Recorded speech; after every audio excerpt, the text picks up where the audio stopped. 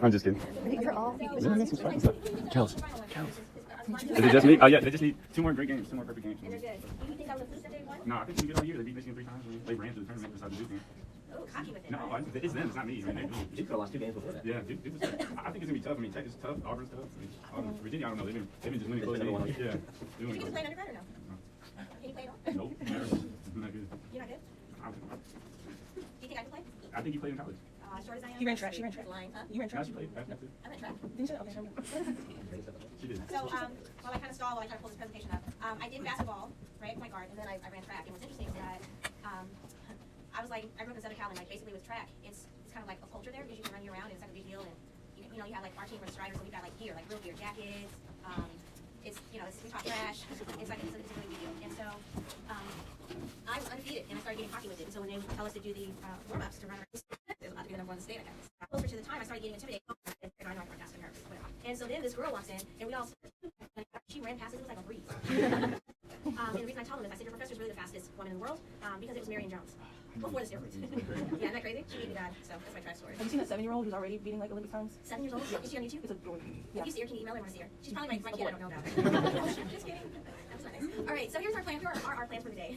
We are going to talk about Rule 15, the pleadings, and then we're done. I told you as of April this time, we have to start taking practice questions every class. So tomorrow there'll be practice multiple choice questions. Today I want you to see what the short answer looks like, okay? So they're just, it'll be different subject areas, just part of the review process. So remember last week we we're going to have a review session, so you should be able between now and the end of the month to get all your questions addressed. So we have to start today, so you don't freak me out during exam prep time. It makes me all anxious when you guys are anxious. I need you to be cool, calm, and confident.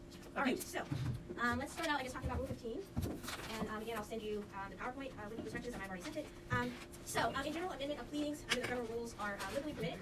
In the early stages of litigation, I want to emphasize the early stages of litigation, especially before responsive pleadings are served, okay? Our first introduction to amendment to pleadings was which case? Anybody remember? Think about pleadings, responsive pleadings, first case. Or whether an amendment to pleadings. Remember, come on, the dirty doctor? Yes. Was it the water one? No, but thank you. And I like that sweatshirt, it's a unique color, it's not boring black. What else? What's the insurance? That's the insurance one. Yes. I can't remember the name of it. What's the insurance case? Come on, Oh, the with the Texas insurance? With the dentist? the dentist. Zelensky, maybe? I No. don't know the case name. Stratford versus Zurich. We're there. All right, Stratford versus Zurich. Remember the court gave the defendant permission to amend their counterclaim. Okay, so just a little reminder. I wouldn't ask you that on the test. I want to know that you can apply the terms. I'm not going to say which tricks this happened. April Fool's? No, not April Fool's. Not that. April Fool's is when you're like a little late. Stratford, not that late. It was an accident with my All right, so usually if something new comes up, right, it makes you want to amend the complaint or your answer. So there are basically 3 ways or 3 instances that come up in which you might want to amend your pleading. I don't know if I put that on the slide. I did it. Sorry. So basically, I'm going to tell you the 3 things you look for in a fact pattern, whether it's on the bar exam because they test this every year on the bar exam without fail, or if you're out of practice or for my exam. So basically, again, there are 3 things or 3 instances where you might want to amend your pleading. The first one, you learn new facts during discovery. Which makes sense, because a lot of times you don't know, all the facts surrounding whatever litigation you brought forth, and you're like, oh wait, he's got a co-partner, a co-business owner. I thought he was the sole owner of that comfy couch aid, but there's a co-business owner, so I want that business owner being his partner to be a part of this lawsuit as well. So one is you learn new facts during discovery. Another example of that, if you sue the defendant because they slandered you perhaps last year, you put that in your complaint, and then when you're in the deposition stage, the defendant also admits, yeah, I slandered her, she deserved it. I also keyed her car.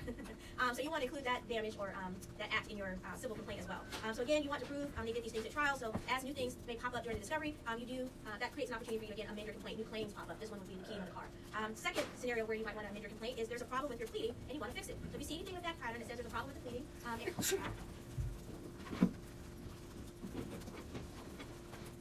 okay, so I've been real cool about people kind of being a little late throughout the semester. I get it, you have traffic concerns, but leave early enough to get here so those traffic concerns don't become an issue. I personally would have been here right at 9 o'clock, but I had students come into my office, not associated with this class, but my seminar, with a very pertinent family issue, and I couldn't turn them away.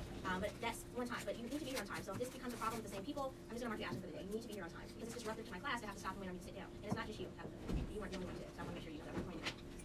All right, so let's start again. So there's 3 fact patterns here. 1, you learn new facts during discovery. 2, there's a problem with your pleading, and you want to fix it. So maybe you forgot to allege publication of the defamatory statement that you're suing about. This means that you left out one of the elements of your claim, which is a big deal.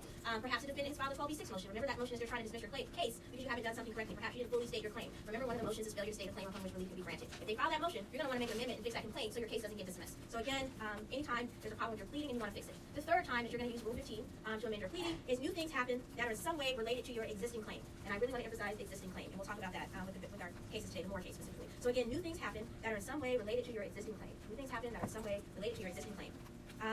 So say the defendant continues to slander you because they're ticked off in public after you file the complaint, and you want to recover for those additional torts as well, you can, okay? Or now, in addition to slandering you, they put it in writing now as defamation of character. They're like, how dare they make me look bad? And they write some scathing op-ed in the Courier Journal about what a sucky lawyer you are and dishonest you are. So that's something that's related to that initial claim, that's new, that comes up, and you want to amend your pleading to add that as well. So again, the 3 times that you're going to use Rule 15 is if you learn new facts during discovery, 2, there's a problem with your pleading and you want to fix it, or 3, new things happen in some way related to your existing claim.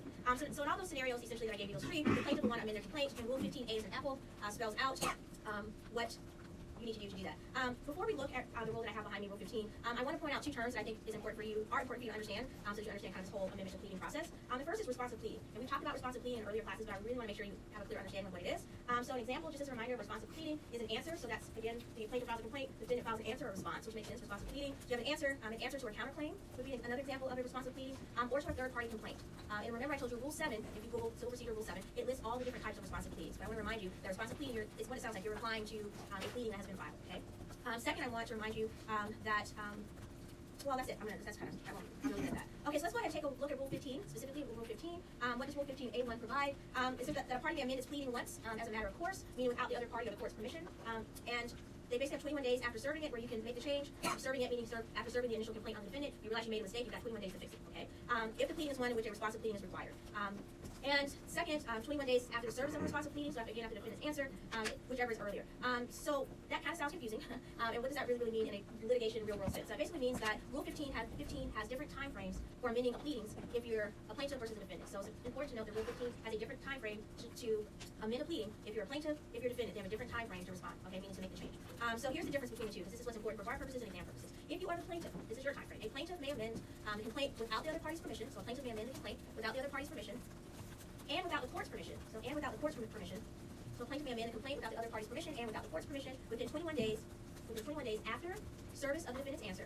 So within 21 days after service of the defendant's answer. And I'm just slowing down for the people that are handwriting for better typing. So within 21 days after the service of the defendant's answer, or 21 days after service of a motion on Rule 12, whichever is earlier. So again, plaintiff may amend the complaint without the other party's permission and without the court's permission within 21 days after service of the defendant's answer, or 21 days after service of a motion of Rule 12. So remember, the defendant has 2 ways of responding to that initial complaint. They can respond with an answer, or they can respond with a pre-answer motion, which is going to be that Rule 12 motion. So essentially, they have 21 days. The plaintiff will be like, oh, crap, I messed up. After service of the defendant's answer, or after service of under Rule 12, whichever is earlier. Okay, and that comes from Section 15A1. Again, I just care that you know the rule for exam purposes, not what subsection it comes from. But I'm just telling you that in case you want to reference it later. So 15A1. Now let's talk about what the defendant's time frame looks like if they want to amend a pleading of some sort. Remember, pleadings are these documents that you're filing in the early stages of litigation. So a defendant can amend its answer. Oops, I messed up. I forgot to include this element. A defendant can amend its answer within 21 days of serving it without the other party's permission and without the court's permission. So a defendant may amend its answer within 21 days of serving it, or without the other party's permission and without the court's permission. So that's kind of interesting. Do you think we should have that rule? Meaning the defendant, when you serve your pleading, your answer to a complaint or pleading, 21 days to make changes, is that fair? Might be an argument that you think is over and the other party comes back and is like, and another thing.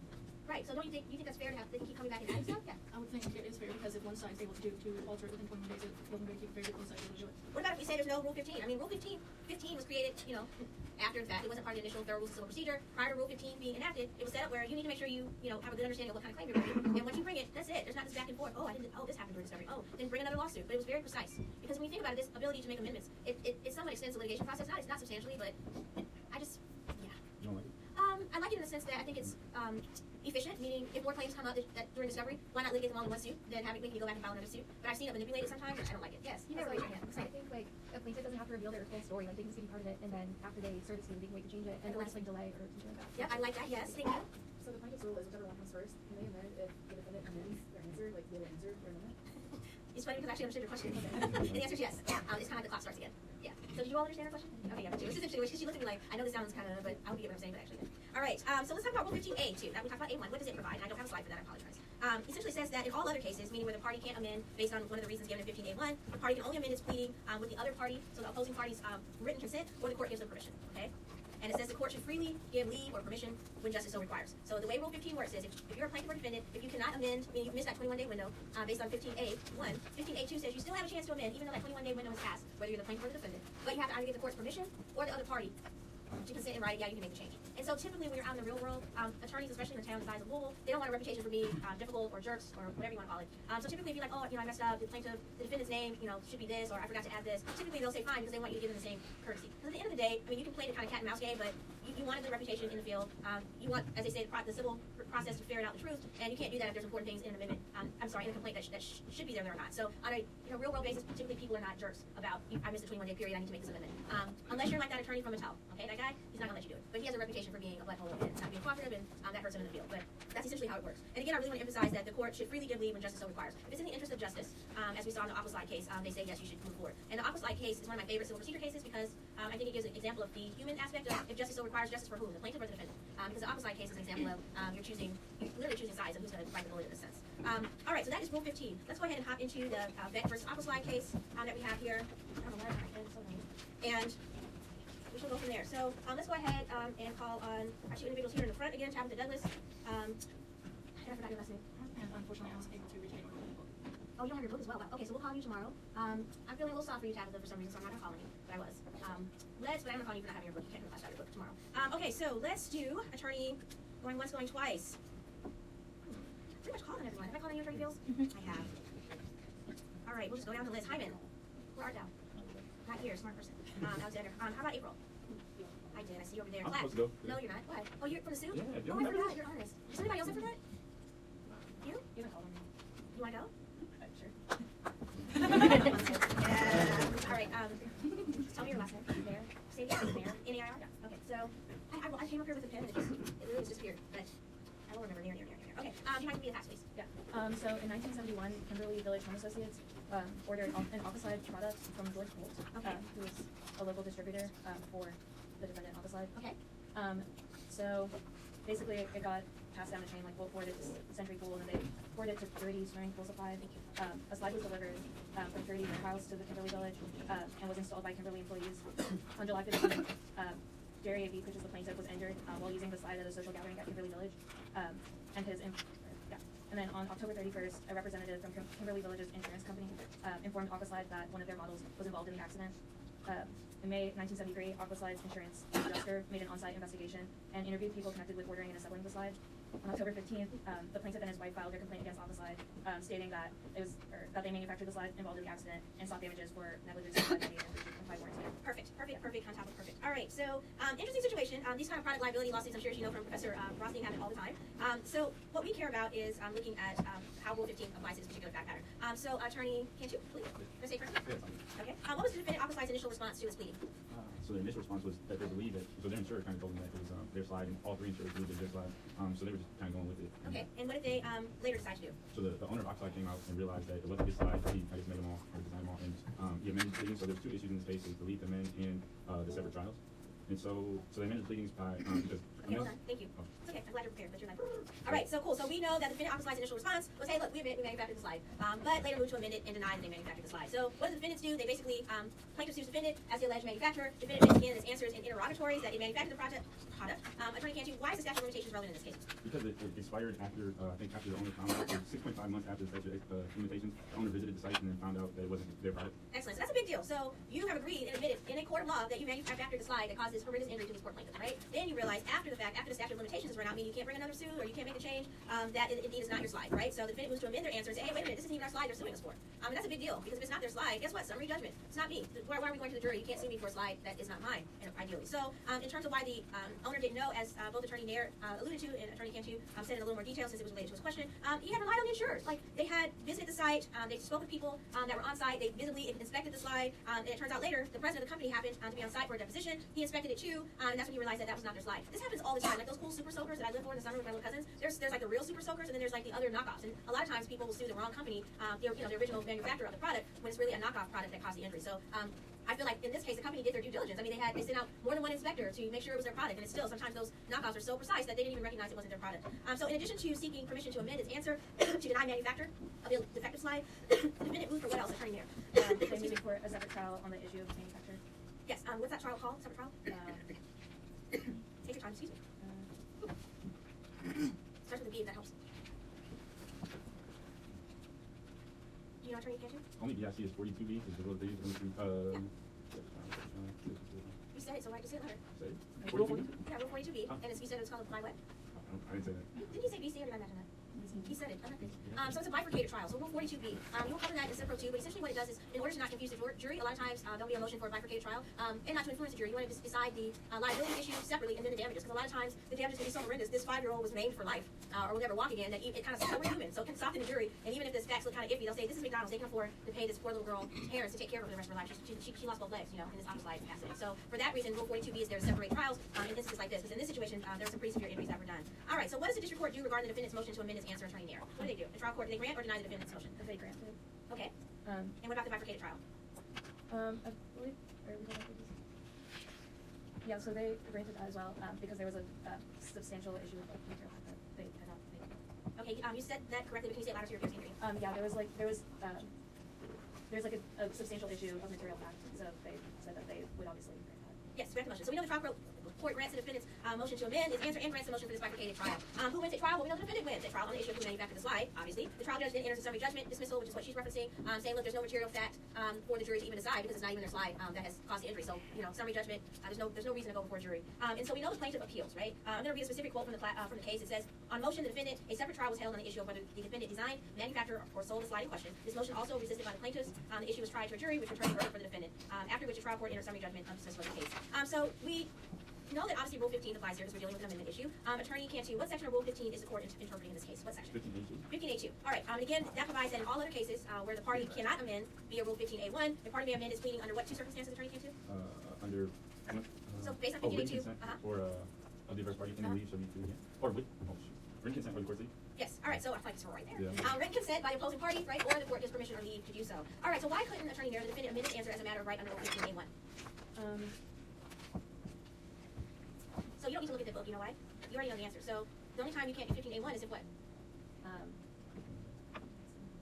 Because it wasn't within 21 days. Yeah, it's not harder than this. It's like you don't really look at the book. All right, so yeah, so if you don't make this 21-day time frame requirement. So because the time frames for the amendment, again, under 15A1A had already passed, so the only way for the defendant to get their answer amended was to get the court's approval. Remember that under 15A1, the defendant can amend its answer within 21 days of serving it without needing the other party's permission or the court's permission. Again, if the defendant fails to do so within that 21-day period, the defendant has to get the court's approval or written approval from the opposing party. Attorney Cantu, what is the issue on appeal here? What is the issue? So the issue is leave. So what should there been a leave to amend? Should the trial court have granted that, and should they grant separate trials? Yes. So on amend, what the appeal is, what they're trying to figure out is whether the trial judge erred, as he said, in giving the defendant permission to amend his answer, and whether the trial court was in error for allowing that bifurcated or separate trial to happen. Attorney Nair, who has the burden of proof in a motion to amend a pleading under Rule 15A2? Who has the burden of proof? The plaintiff, Is it the person- the party opposing the amendment to show such prejudice. Yes. Why do you think it's set up like that? Because They're the ones that are going to be affected by it, right? So they should have the burden of saying, hey, Your Honor, don't allow this to go through. The opposing party has to show the burden of proof. This isn't a good idea. I'm going to get totally screwed in this, right? Don't allow this amendment to happen. So the burden is on the opposing party, as she said, to the amendment to show such prejudice. So in your textbook, it says that in a ruling on a motion to amend, the trial court must inquire into the issue of prejudice to the opposing party in light of the particular facts of the case. And in that section of your case, they're referencing a case standard title insurance company versus Roberts. Again, not on the exam. I care that you know the sections of Rule 15, but that's where the court, that's what they're relying on. And they held that undue prejudice must be shown. So you have to show there's some type of undue prejudice. Attorney Cantu, what is the standard the court must use in determining whether to grant a motion to amend a pleading under Rule 15A2? Specifically, what is it? What should they grant? What do they have to consider? Well, so the court cited two cases. You stated the rule from the Hansen Hunt Oil, the burden on the opposing party. So I think you're asking me about absence of undue influence, bad faith. Okay. Keep going. Bad faith, repeated failure to cure deficiencies by amendments, and this was coming from the case they cited, Bowman v. Davis. Yes. Undue prejudice to the opposing party by virtue of allowance of the amendment and utility of amendment. Keep going. The range size should be given, however, in the discretion of the court. Yes. So the specific section, I'm trying to find a page number. In the case, it says, quote, if the underlying facts or circumstances relied upon by a plaintiff may be a proper subject of relief, he ought to be afforded an opportunity to test his claims on the merits. In the absence of an apparent or declared reason, such as undue delay, and then this is, I'm reading literally from your book, bad faith or dilatory motive on the part of the movement, repeated failure to cure deficiencies by amendments previously allowed, undue prejudice to the opposing party by virtue of allowance of the amendment, futility of amendment, etc., the leave sought should, as the rules require, be freely given. In other words, what you should write down is, if no bad faith, no undue prejudice, no bad faith, no undue prejudice, or undue delay, if no bad faith, no undue prejudice, or undue delay, bad motive, we're almost done, or repeat failure to cure deficiencies, then a party should be allowed to amend. So that is the standard the court looks at if the court is going to allow the amendment. So if the opposing party doesn't agree to do it. So again, if no bad faith, no undue prejudice, or undue delay, bad motive, or repeat failure to cure deficiencies, then a party should be allowed to amend. Awesome. All right, so what's the court's holding and reasoning with respect to whether the district court abused its discretion when it allowed the defendant to amend its complaint? We know that it is evident from the order order of the district court that the exercise of its discretion in ruling on the defendant's motion for leave to amend is search the record of evidence for, again, bad faith, prejudice, and undue delay, which might be sufficient to overbalance the mandate of Rule 15. Basically, they said that the defendant, in layman's terms, in investigating the circumstances surrounding the accident had not been so lacking in diligence as to permit denial of the right to litigate the factual issue of the manufacture of the slide. In terms of bad faith, the court said no. The court noted the fact that the defendant, initially concluding that they had manufactured the slide, relied upon conclusions again of 3 different insurance inspectors, companies, and the court found further to the extent that blame is to be spread regarding the original misidentification of the slide, and they said the blame should be shared equally. So they didn't feel like there was bad faith on the part of the defendant. To the contrary, initially they willingly admitted, yes, we manufactured the slide, and they said, it was essentially they were saying it was no bad faith. It was a understandable mistake because 3 other people made the same error as well. In terms of prejudice, the court said no. We don't think there's no prejudice in this situation as well. They said the plaintiff, because even though the 2-year statute of limitations had run, it permitted the amendment. By permitting the amendment to the complaint doesn't mean the plaintiff is automatically going to lose the case. It just means that they're able to dispute this factual issue in trial, and they didn't think it would be prejudicial to the defendant either. So they're essentially saying, look, we're not denying the plaintiff an opportunity to still litigate this case, but it is relevant who manufactures the slide. It's in the interest of justice for that amendment to be made for those purposes. I struggle with that because, when you look at this case, the plaintiff is totally getting screwed. So it's past the statute of limitations. Yes, a mistake was made about the manufacturer of the slide, but the plaintiff can't go and sue the right person. Like, the statute of limitations has run out, and the damages in this particular case were really, really high. It was over $2 million. It was $2,225,000. That sucks.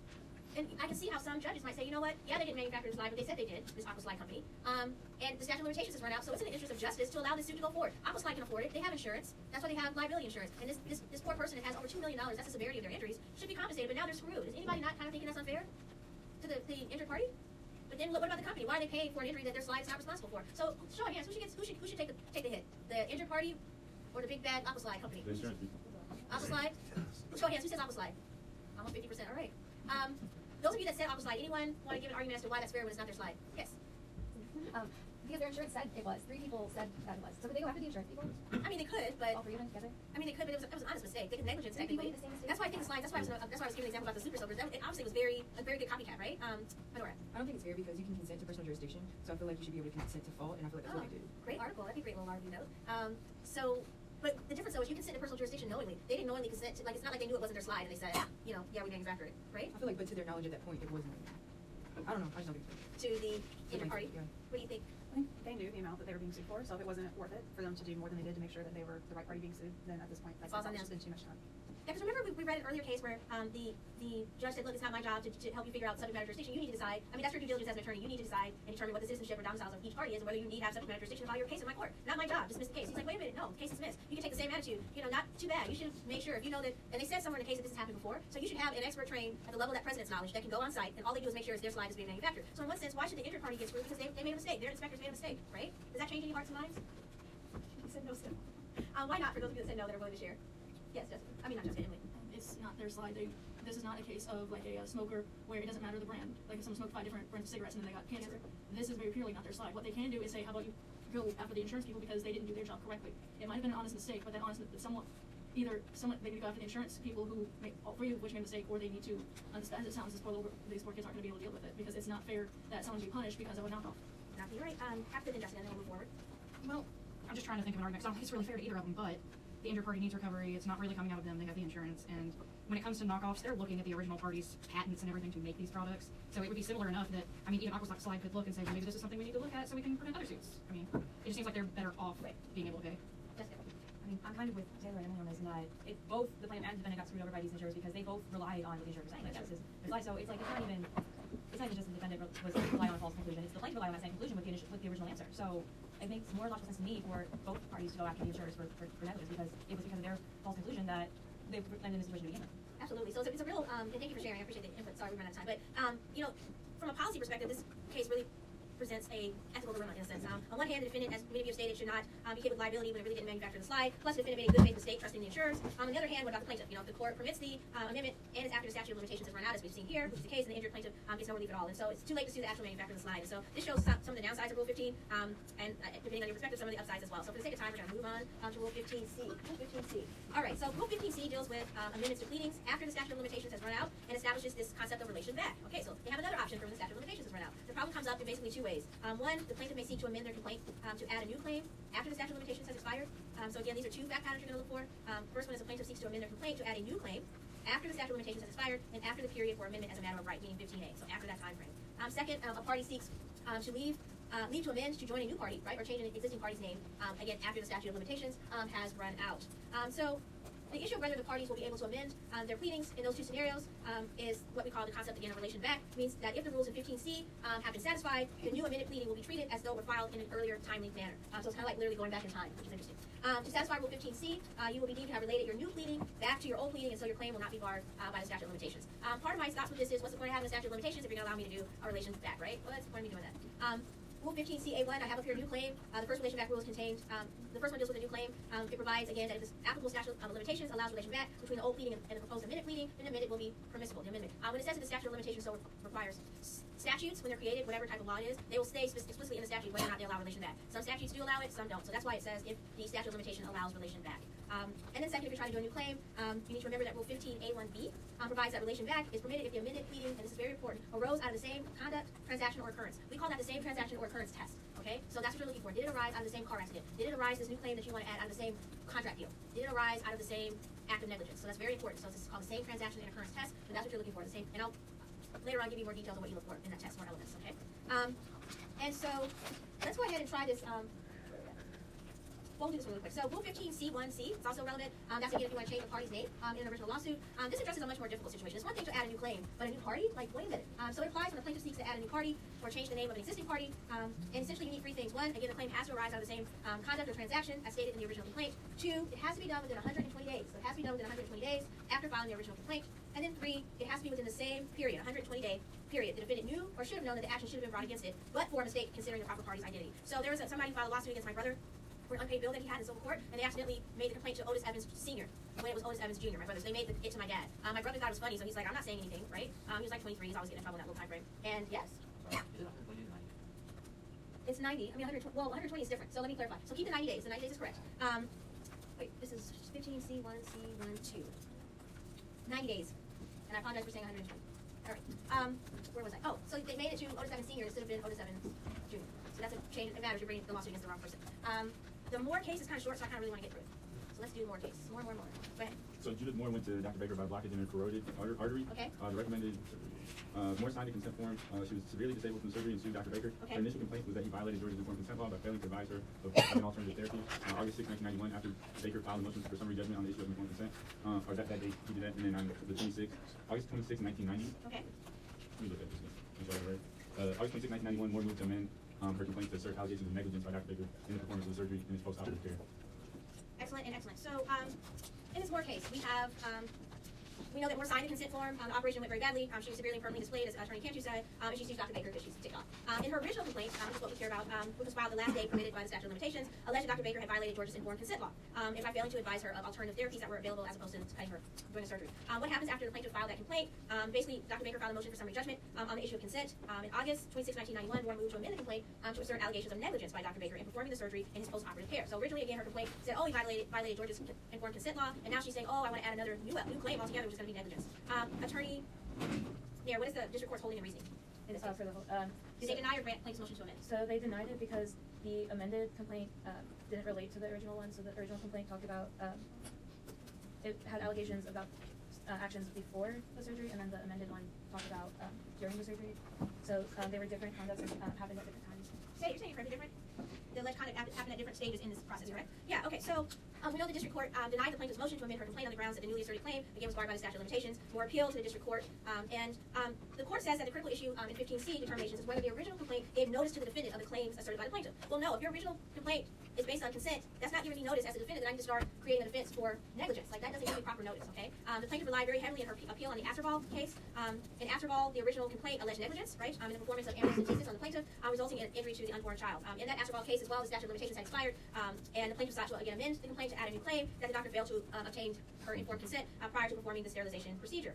The district court in that Astroval case that the court relies very heavily on basically said that Astroval would have any claims Astroval would have arising from the amniocentesis procedure, including a claim that the doctor should have revealed the procedure and caused a fatal injury, would provide her with adequate notice, and therefore the amendment should have been allowed. But the court says this is very different in this particular setting. As Attorney Nair said, in Astroval, the allegations asserted in the Moore complaint, Moore versus Baker, contained nothing to put, again, Dr. Baker, as I previously stated, on notice on a new claim of negligence. There was nothing to let them know that maybe I need to start preparing a defense for this. Even the court said, if you look at it, given it liberal construction, There's nothing in Moore's original complaint that would make reference to any acts of alleged negligence. The original complaint, again, focuses on the defendant's actions before the plaintiff decided, remember, informed consent, to undergo the surgery, but the amended complaint focuses on defendant's actions during and after the surgery. So Moore would have to prove a completely different set of facts with negligence as opposed to the informed consent, and that would not be fair. So they said they must conclude that Moore's new claim did not arise out of the same conduct, transaction, or occurrence as the claims in the original complaint because of that time frame. Now, some people make the argument that that's not fair because it's still part of the same. They, if you look at the full opinion, the attorneys say, look, it is part of the same transaction and occurrence because the medical procedure process starts from when I go have my consult until the procedure is finished. That's all part of the same transaction and occurrence. I have this ailment I'm trying to get treated, and that they didn't think it was right for the court to separate it and make that distinction. Do you agree with that? That it should be part of the same transaction and occurrence? Should they be that nitpicky to say, well, this is pre-surgery, this is during and after? It's all part of the same incident, don't you think? No? I agree. I think, like you said, or like you said in the case, that there are different things that the doctor's preparing for. The informed consent would be different than preparing for negligence. So I just think it'd be fair. But, You have to be. I think it should be on notice of what it's being sued for. Yes, thank you. I think that she was kind of being, she was upset that she would be successful in her informed consent, so then she tried to do the negligence. So I don't really feel like the lawyer did the due diligence at first, because they kind of realized, oh crap, we're gonna fail. Exactly. Did this, so I'm on the doctor's side. I like that. Anybody else? Jessica, go ahead. Well, and also in the original complaint, they indicated that maybe everything was done reasonably, and that there was no negligence, and then later they amended and tried to say that there was. I think that's Hannah. All right. So Rule 15. What's important about Rule 15 is that it allows you to make amendments to pleadings. So if I made a mistake, I need to add a new claim or a new party. When can I do that? And so relation back allows you to do it. So there's Rule 15 covers two areas. They cover. You guys will cover? So they cover two areas. They cover in that 21-day filing period where. 21-day filing period where you can make a change on your own, and then after the 21 days, hopefully the opposing party will allow you to do it. Or the court will say it's in the interest of justice. If the statute of limitations has already run out, then you have one last ditch effort, which is the relation back option of saying, you know what, we're acknowledging that even though the statute of limitations has run out, the court is going to allow you to still make that amendment if it arises out of the same transaction or occurrence. So what's important for exam purposes, I've never not tested Rule 15, so I'm guaranteeing you I'm going to test it. What I care about is that you know under what circumstances, if it's the plaintiff or the defendant, that you can make the amendment, in what time frame. Look at the dates on the test. Is it within that 21 days? I'll give you dates. I'm telling you ahead of time. And you'll decide, oh, it's within the 21 days, it's okay, or it's not okay. I'll say in the fact pattern, the statute of limitations has run out. Ding, ding, ding. So you're going to be thinking, okay, relation back. Or is it in the interest of justice? So just make sure that you understand Rule 15. I will give you hypos on that if you have a chance to let it sink in. But I'm really telling you bluntly it will be on the exam, so make sure you know. All right, so let's do a flashback here. Personal jurisdiction. This is what a short answer would look like on the exam. And I'll say you can answer in 2 to 3 sentences for each one. I'm just giving out a number, but it'll be just a couple of sentences. Okay, so you have a limit. So we have a lawsuit that's been filed against Katie Perry, defendant, for copyright infringement. In her affidavit, Katie claims that she has no control over the commercial distribution of Dark Horse. Her only contacts with Missouri are 4 concert performances during 2011 and 2014, which were part of international tours. Moreover, the concerts were arranged through and were services rendered by Perry to her California touring company. Katie Perry, Incorporated. Defendant Perry further avers that she has no involvement in the commercial distribution of the song anywhere, including Missouri. Dark Horse was offered for download and listening on a website accessible in Missouri. The website was owned and operated by a third party. Plaintiffs argued that the impact of the alleged copyright infringement was felt in Missouri, where 2 other plaintiff hip-hop musicians lived. First question, is this a civil or criminal case? Civil. We know it's civil because it's dealing with monetary damages. There's no criminal statute or law that has been, what's the word? That's been, whatever. All right, what type of impersonum jurisdiction may be possible here? So we know the defendant is Katie Perry, and where is she domiciled? California. All right, so Katie's in California. What about the defendant? Missouri. Say it louder. Missouri. All right.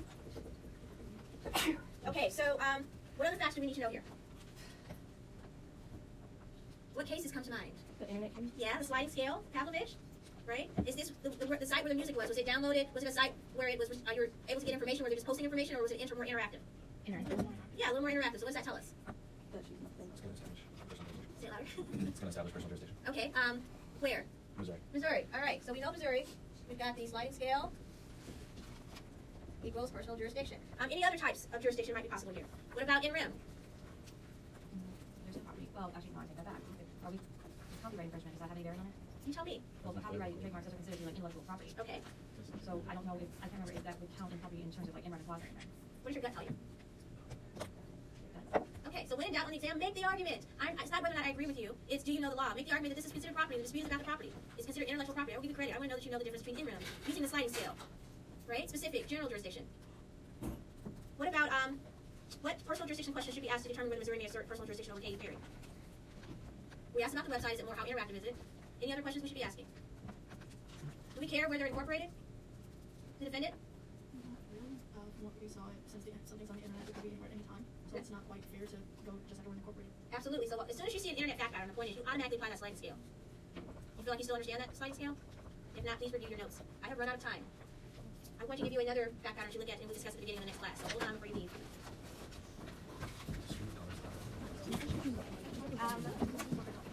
Yes and no. That's cross, yeah. Criminal cross. You teach it like cross. I know there's a statute that applies to that, but outside